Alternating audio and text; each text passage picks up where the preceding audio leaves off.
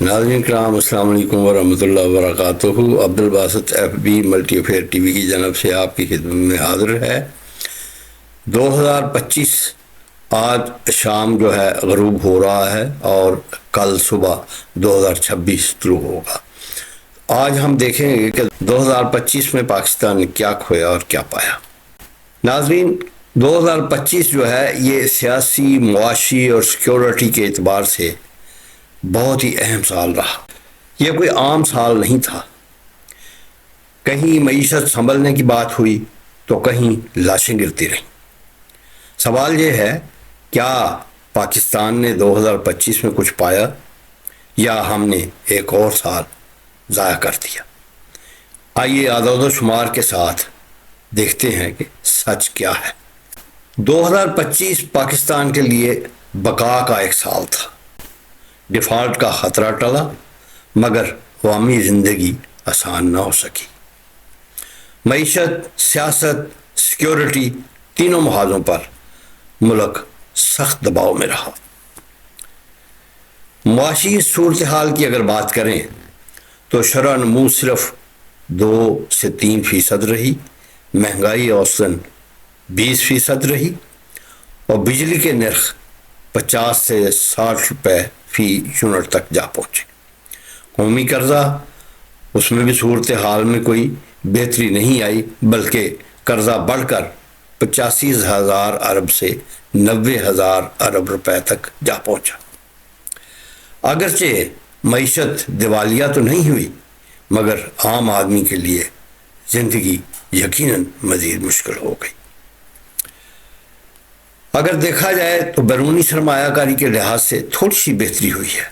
2025 میں پاکستان کو تقریباً $2.4 بلین کی غیر ملکی سرمایہ کاری ملی اور کچھ مہینوں میں یعنی سپتمبر میں $185 ملین اور نومبر میں تقریباً $180 ملین۔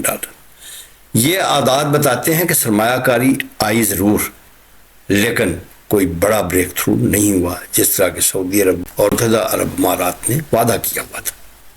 اس سال ایک اور نمایاں پہلو جو ہماری معیشت کا مثبت رہا وہ یہ تھا کہ بہت سے ملکوں کے ساتھ یادداشتیں جو ہیں ان پر دستخط کیے گئے سرمایہ کاری کے، لیکن ان کو ابھی پریکٹیکل میں لانے کے لیے کافی وقت درکار ہوگا۔ دوسرے جو ہے سب سے اہم پہلو جو ہے وہ رہا کہ لیبیا کے ساتھ ایک ہمارا معاہدہ ہوا جو تقریباً $4 ارب کا تھا اور وہ ہماری ایکسپورٹ میں ایک اچھی اور مثبت پیش رفت تھی۔ لیکن اس کے مقابلے میں اگر دیکھا جائے تو سب سے تاریخ پہلو دہشت گردی کے خلاف جنگ میں رہا۔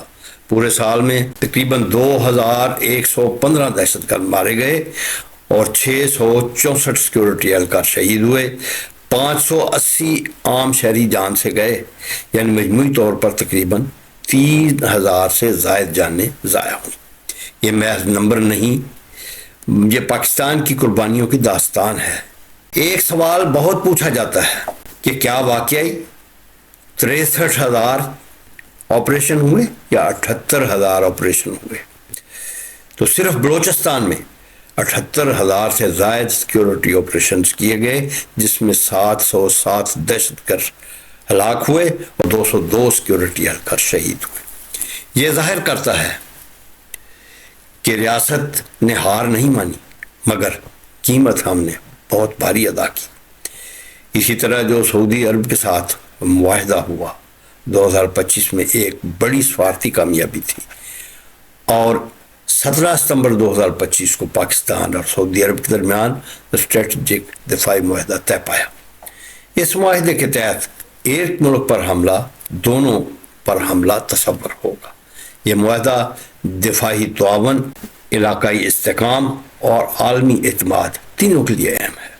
اور ایک دوسری بڑی پیش رفت یہ ہوئی کہ جو جنگ مئی میں لڑی گئی اس نے پاکستان کا وقار بہت بلند کر دیا اور امریکہ کے ساتھ بڑی مثبت پیش رفت ہوئی، اگرچہ امریکہ جو ہے اس نے شروع سے ہمارا اس طرح ساتھ نہیں دیا جس طرح دینا چاہیے، لیکن تعلقات میں بڑی گرم جوشی آئی ہے، اور امریکہ کا صدر اس نے پاکستان کی بڑی تعریف بھی کی ہے اور پاکستان کا ہر جگہ ذکر کیا ہے، لیکن دیکھنا یہ ہے کہ کیا آئندہ وہ اس پر قائم رہتے ہیں، یا جب ان کا مفاد جو ہے وہ ہو جائے گا پورا تو اس کے بعد وہ پھر جو ہے آنکھ مار دیں گے۔ مثبت پہلو یہ تھا کہ ڈیفالٹ سے پاکستان بچ گیا، IMF پروگرام جاری ہو گیا، اور محدود صحیح مگر بیرونی سرمایہ کاری آئی۔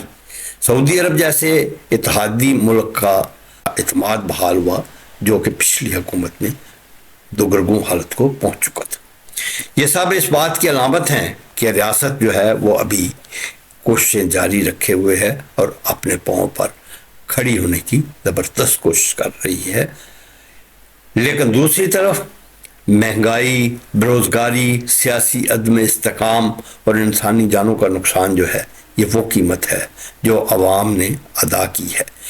حکمرانوں نے کوئی سبق حاصل نہیں کیا، وہی چینی چور، وہی بجلی چور، زر مبادلہ کی لوٹ مار کے لحاظ سے اور ڈیفالٹ ہونے کے خطرے کو مزید بڑھا رہی ہیں چیزیں، کیونکہ جنگ کے بعد بجائے اس کے کہ ہماری معیشت مضبوط ہوتی، ہمارا روپیہ مضبوط ہوتا، بلکہ ہمارے روپے کی قیمت مزید گر گئی۔ جنگ سے پہلے پاکستان کا روپیہ جو تھا وہ 270 کے قریب تھا، جو 285 تک پہنچ گیا، اور یورو 290 سے تقریباً 335 تک پہنچ گیا، اور ابھی تک 328 330 کی حد تک ہے۔ تو لہذا ہمارے قرض جو ہیں وہ ہماری کرنسی کی مضبوطی نہ ہونے کی وجہ سے دن بدن بڑھتے چلے جا رہے ہیں، اور ہماری معیشت اس وقت تک مضبوط نہیں ہو سکتی جب تک ہم اس پالیسی کو ترک نہیں کرتے کہ ہر بار ہر جگہ ہر مطالبے پر اپنی کرنسی کی ڈی ویلیو کر دیتے ہیں، اور پھر وہیں آ کے بلکہ اس سے بھی نیچے آ کے کھڑے ہو جاتے ہیں جہاں ہم پچھلے سالوں میں تھے۔ حکومت کو اگر اس طرف توجہ اس نے نہ دی تو جو پاکستان کا نوجوان طبقہ ہے اور جو تقریباً 60% ہے، ان کے پاس صلاحیت بہت ہے مگر ان کے مواقع نہ ہونے کے برابر ہے، اور اگر یہ پالیسی نہ بدلی گئی، اگر اس طرف توجہ نہ کی گئی تو یہ طاقت جو ہے یہ مایوسی میں بدل جائے گی، اور وہ ملک کے لیے نہایت نقصان دہ ہوگی اور حکمرانوں کو بھی لے ڈوبے گی۔ لہٰذا ہم اس کو ایک نچوڑ کے طور پر یہ کہہ سکتے ہیں کہ 2025 نے پاکستان کو سانس لینے کا موقع دیا مگر اڑان بھرنے کا نہیں۔ سوال اب یہ نہیں ہے کہ 2025 کیسا تھا، سوال یہ ہے کیا 2026 مختلف ہوگا؟ ناظرین، اگر ہم اس کو ریپ اپ کریں یا سمری بنائیں تو کہہ سکتے ہیں کہ پاکستان نے 2025 میں ڈیفالٹ سے تو بچاؤ حاصل کر لیا مگر عوامی خوشحالی نہیں آئی، ریاست کھڑی رہی اور عام آدمی جھکا رہا۔ یہی 2025 کی سب سے بڑی حقیقت ہے، اور 2025 نے ہمیں ایک پیغام بھی دیا ہے، وہ یہ ہے کہ اگر فیصلے تاخیر سے ہوں گے، اگر سیاست عوام پر غالب رہے گی، اور اگر معیشت صرف قابضوں میں بہتر ہوگی تو آنے والا وقت مزید مشکل ہوگا۔ لیکن اگر ہم نے سبق سیکھ لیا یا حکمرانوں نے عوام کو کوئی اہمیت دی تو یہی سال واپسی کی بنیاد بھی بن سکتا ہے۔ اصل سوال اب یہ نہیں کہ 2025 کیسا تھا، اصل سوال یہ ہے کہ 2026 میں پاکستان کے کیا امیدیں ہیں اور کون سے چیلنجز ہمارا انتظار کر رہے ہیں۔ میں یہ سب اپنی اگلی ویڈیو میں اعداد و شمار کے ساتھ پیش کروں گا۔ اگر آپ چاہتے ہیں کہ 2026 کا تجزیہ بغیر سیاست، بغیر جذبات اور صرف حقائق کے ساتھ ہو تو ویڈیو کو لائک کریں، کمنٹس میں اپنی رائے دیں اور چینل کو سبسکرائب کریں، کیونکہ آنے والا سال فیصلہ کن ہونے والا ہے۔